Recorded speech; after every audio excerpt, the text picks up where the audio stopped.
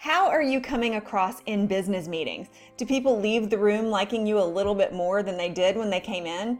If not, you're doing something wrong, but no more. Today, I am revealing to you my entire list of do's and don'ts. So every time you come into a meeting, you leave a little bit more admired and a little bit more respected.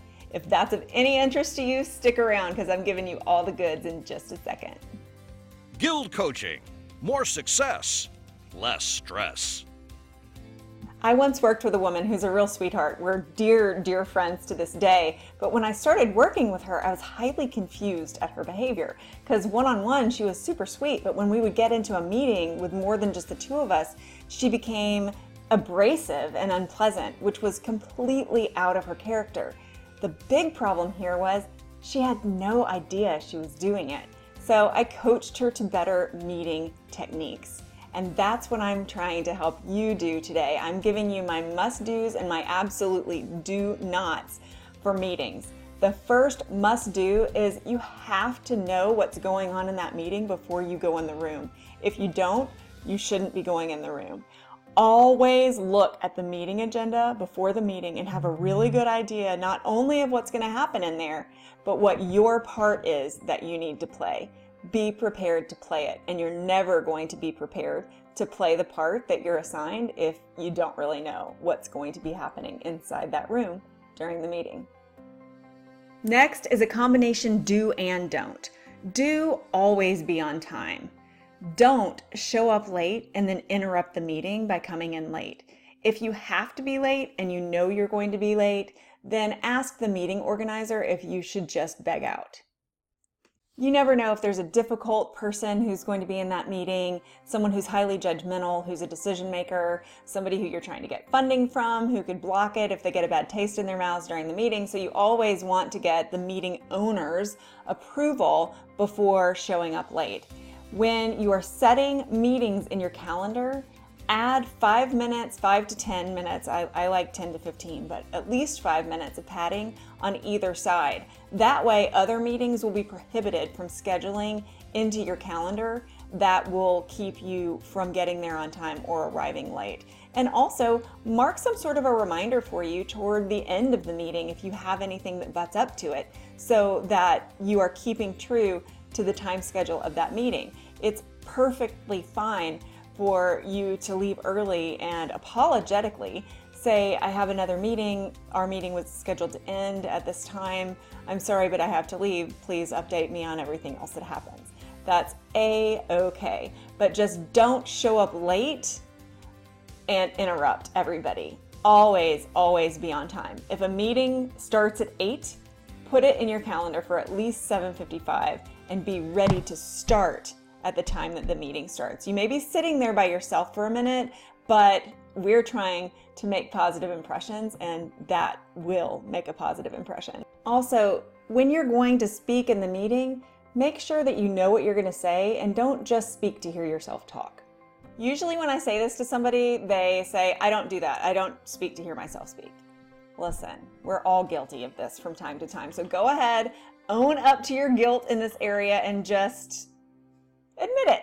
All of us have done it now and again. It's not that big of a deal, but now is time to shed that bad habit, and here's a couple of tools that can help you do that. The first one here might sound a little basic, but bear with me for a minute. Use a notepad. Bring a pen and a pad of paper. Don't take notes on your computer. We'll cover that in a second. But using paper and a pen, take notes.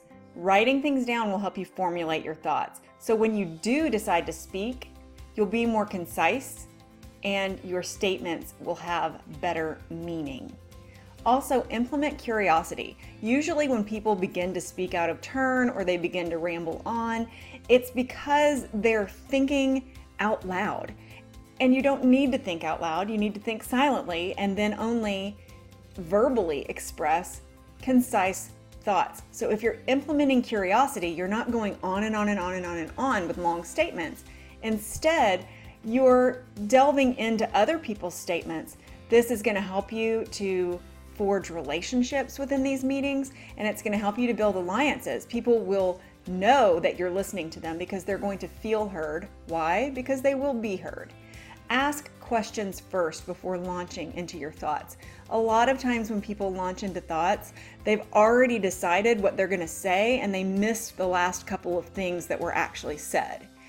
When that happens, it can make you look really dumb because you can either ask a question that's already been answered and then everybody around the table looks at each other and thinks, wow, that person doesn't listen to anybody. Or you can repeat something that was just said, but your tone of voice is delivering it as though it was your own original idea, which it wasn't. And then that makes you sound egotistical.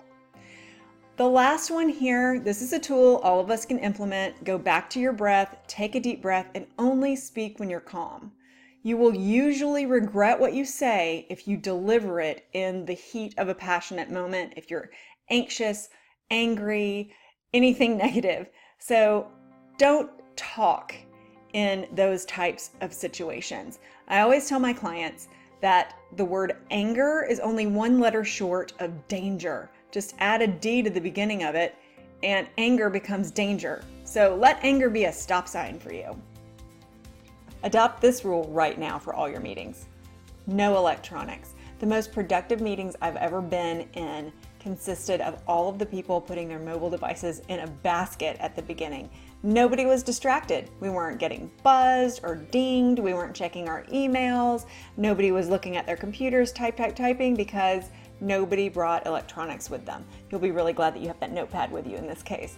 When you bring a computer or a tablet or a phone and you're doing something on it, it is automatically assumed by the other people in the room that you are not paying attention to what's going on and you are paying attention to something else instead. And what this says to everyone in the room is that you are more important than anyone else, and what you have going on is more important than what anybody else has prioritized, including that meeting that you're sitting in. If you have so much other work to do that you can't not bring devices in, then decline the meeting invitation. If you have to be in the meeting, then decline to bring your devices. The only exception to this is if you have to have the computer. If you're the secretary of the board and you have to have a computer to take good notes so that you can have them accurately reflected in your minutes. Or if you are running a PowerPoint presentation off of your computer or something like that. The only time you should have electronics in your hands, under your control, is if they have to do specifically with your role in that meeting. Having a positive impression in meetings doesn't end when the meeting's over. Your successful follow-up can show everyone how dependable you are. And so this is a pretty simple slide for you here. Make good agreements. Now, what does this mean? Your meeting had a purpose, right? And the whole goal was to achieve that purpose by the end of the meeting. And usually purposeful meetings end with action items. So making good agreements means that you have a clear understanding of the action items. Everybody knows who's in control.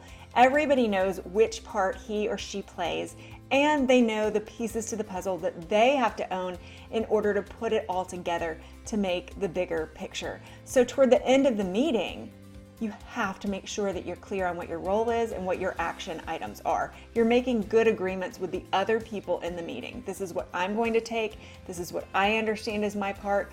These are my deadlines. This is when I promise to deliver this to you. This is when you've promised to deliver this to me. Are we all clear? So if you end the meeting with good agreements, then all of your follow-up will wrap right back around to those good agreements, and then there'll be positive interactions. Now, this is the last of our 4-part series on communication, but it leads directly into another series that starts next week on good business meetings. Not just how to make a good impression, that was your communication piece, but how do you avoid those useless meetings that you just want to get out of so badly, but you don't know how? I'm going to show you how. How do you make sure without a doubt that everybody can make good agreements in the room?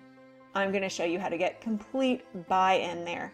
And also, I'm going to show you how to get hours back out of every work week with my master time management trick that has everything to do with you, your company calendar, and meetings. So don't forget to hit the subscribe button and that little bell so you know when all those videos drop.